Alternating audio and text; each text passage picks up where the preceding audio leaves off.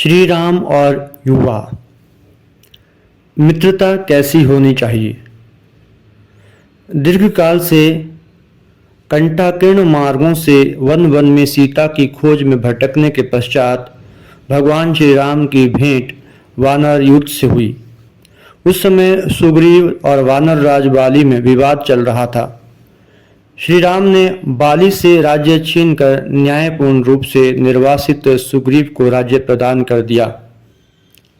सुग्रीव ने राम को सीता की खोज करने में सहायता प्रदान करने का वचन दिया। रामायण में यह प्रसंग मित्रता को समर्पित है। मित्रता कठिन परिस्थिति में एक विश्वास है। सुग्रीव ने श्री राम से कहा, एक दिन हमारे राज्य में एक राक्षस आ गया। बाली ने राक्षस को मारने के लिए उसका पीछा किया, परंतु वह भागते भागते एक गुफा में छिप गया। बाली ने भी उसका पीछा करते हुए गुफा में प्रवेश किया। मैं भी बाली के पीछे पीछे गया और बाली ने मुझे गुफा के बाहर ही खड़े रहने का आदेश दिया। मैंने 1 वर्ष तक बाली की प्रतीक्षा की। एक दिन मैंने उस गुफा के अंदर से रक्त बहते हुए देखा। मुझे लगा कि राक्षस ने बाली को मार दिया। मैंने गुफा के द्वार पर एक बड़ी चट्टान लगा दी और स्वयं भयभीत होकर वहां से अपने राज्य लौट आया। राज्य की प्रजा ने यह समझकर कि बाली मर गया है, मुझे राजा बना दिया। कुछ समय बाद अचानक बाली वापस लौट आया। राजा के पद पर आसीन देखकर बाली मेरा शत्रु बन गया। बाली सुग्रीव से बहुत क्रोधित था और उस पर विश्वासघात करने का आरोप लगाया। बाली ने उसे देश से बाहर निकाल दिया और अपने भोग के लिए सुग्रीव की पत्नी को बलपूर्वक अपने पास रख लिया है। सुग्रीव अपने प्राणों की रक्षा के लिए ऋष्यमुख पर्वत पर हनुमान जी, जामवंत और कुछ बानर साथियों के साथ छिप गए। बाली श्राप के कारण ऋष्यमुख पर्वत पर नहीं पहुंच पाया। हनुमान जी ने अपनी बुद्धिमता और वाणी कौशल से पहली भेंट में ही श्री राम को प्रभावित कर सुग्रीव और श्री राम की मित्रता करवाई। सुग्रीव ने राम से बाली को मारने और पत्नी को बचाने की विनती की।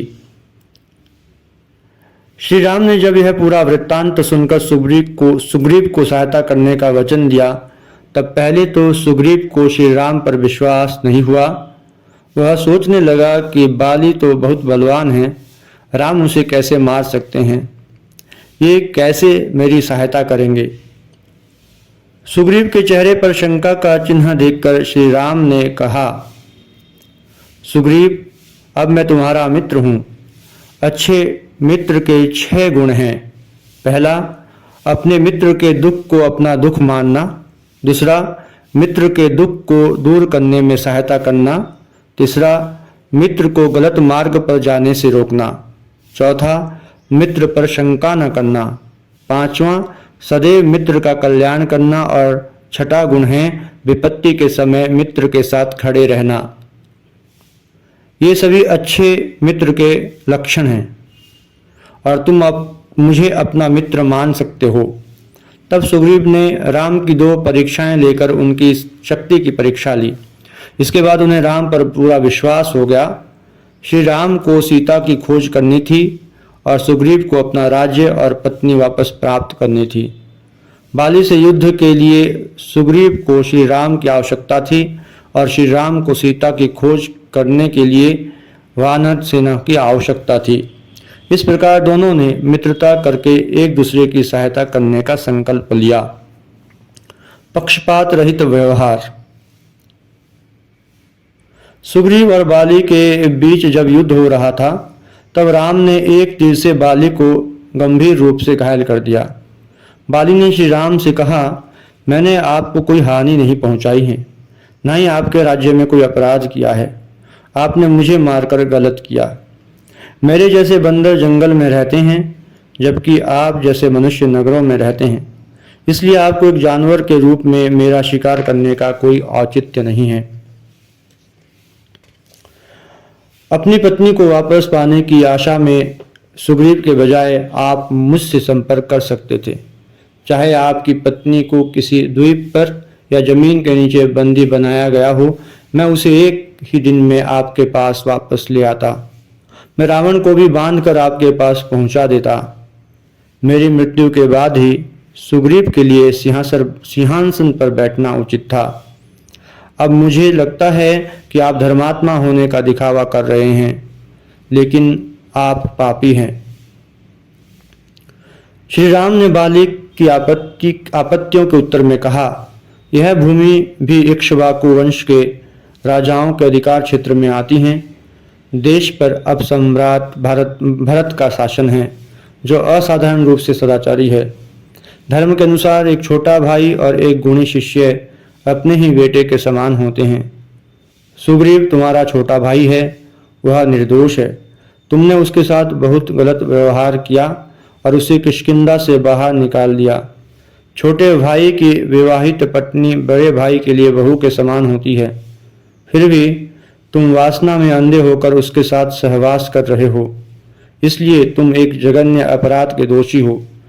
जो अपनी बेटी, बहन या अपने छोटे भाई की पत्नी के साथ वासनापूर्ण संबंध रखता है, उस व्यक्ति के लिए मृत्यु का दंड निर्धारित है। क्षत्रिय के कर्तव्य का पालन करते हुए मैंने यहाँ राजा भरत के प्रतिनिधि के रूप में तुम्हें वही दंड दिया है। याद रखो कि तुम केवल एक बंदर हो। किसी जानवर को लड़ाई के लिए चुनौती देना और उसके बाद ही उसे मारना पुरुषों की प्रथा नहीं है। उदाहरण के लिए एक शिकारी एक हिरण को मार देता है, चाहे वह चौकस हो या लापरवाह, और चाहे वह उसके सामने हो या उससे दूर हो। तुम एक बंदर हो। यह अप्रासंगिक है कि जब तुम मेरे बाण से घायल हुए तो तुम किसी से लड़ रहे थे या नहीं। मनु के अनुसार जो लोग लगातार पाप करते हैं वे राजाओं द्वारा दंडित किए जाने पर दोषों से मुक्त हो जाते हैं और पुण्य कर्म करने वालों की तरह स्वर्ग को प्राप्त करते हैं। एक चोर या तो दंड के माध्यम से या क्षमा किए जाने पर पापों से मुक्त हो सकता है। जो राजा किसी पापी को दंड नहीं देता वह उस व्यक्ति के पाप का भागी बनता है। तुमने भयंकर अपराध किया है, तुम्हें दंड देकर मैंने तुम्हें उस पाप से मुक्त कर दिया है। इस दृष्टांत से यह संदेश मिलता है कि उपकार ही मित्रता का फल है। मित्र एक दूसरे का मंगल करते हैं, एक दूसरे का उपकार करते हैं। मित्र एक दूसरे की सभी कठिनाइयों को दूर करते हैं। सुग्रीव की पत्नी और उसकी संप्रभुता उसको वापस दिलाकर श्री राम ने वानरों की उपस्थिति में सुग्रीव को दिया अपना वचन पूरा किया, जो श्री राम की अटल मित्रता और पक्षपात रहित व्यवहार दर्शाता है। न्यायोचित व्यवहार। वानर सेना द्वारा समुद्र पर सेतु निर्माण के पश्चात जब श्री राम लंका पहुंचे तब रावण ने शुक और सारण नामक कूटनीतिज्ञ मंत्रियों को यह पता लगाने के लिए कि राम कितने बलशाली हैं, उनकी सेना में कुल कितने वानर हैं, कितने अस्त्र शस्त्र है और किस प्रकार के हैं तथा प्रमुख वानर नायकों के क्या नाम हैं, वानर के वेश में गुप्तचर के रूप में भेजा। रावण की आज्ञा से दोनों मायावी गुप्तचरों ने वानर का वेश बनाकर वानर सेना में प्रवेश किया, किंतु इन गुप्तचरों को विभीषण ने पहचान लिया। विभीषण ने उन्हें राम के समक्ष लाया और कहा, हे राघव, ये दोनों राम के मंत्री शुक और सारण हैं। इन्हें आपकी सेना की गुप्तचरी करते पकड़ा गया है। दोनों गुप्तचरों ने श्री राम के समक्ष अपना पक्ष रखते हुए कहा, हे राजन, हम रावण के सेवक हैं और उनकी आज्ञा के दास हैं। राजभक्ति के कारण उनका आदेश पालन करने के लिए हम विवश हैं। उन्हीं की आज्ञा से गुप्तचर के रूप में आए थे, इसमें हमारा कोई दोष नहीं है। श्री रामचंद्र ने दोनों गुप्तचरों की बातें सुनकर कहा, हे मंत्रियों, हम तुम्हारे सत्य वचन से बहुत प्रसन्न हैं। आर्य शस्त्रहीन व्यक्ति पर प्रहार नहीं करते। हम तुम्हें कोई दंड नहीं देंगे, अतः तुम अपना कार्य पूरा करके निर्भय होकर लंका को लौट जाओ। तुम साधारण गुप्तचर नहीं, रावण के मंत्री हो। श्री राम के जीवन से युवा ये सीख ले सकते हैं कि मित्र यदि सही है तो हर परिस्थिति में उसका साथ देना चाहिए। मित्रता अटूट, न्यायोचित और पक्षपात रहित होनी चाहिए। युवाओं को अपने वचन के पालन के प्रति प्रतिबद्ध होना चाहिए, जो कठिन परिस्थितियों में उनकी सहायता करेगा।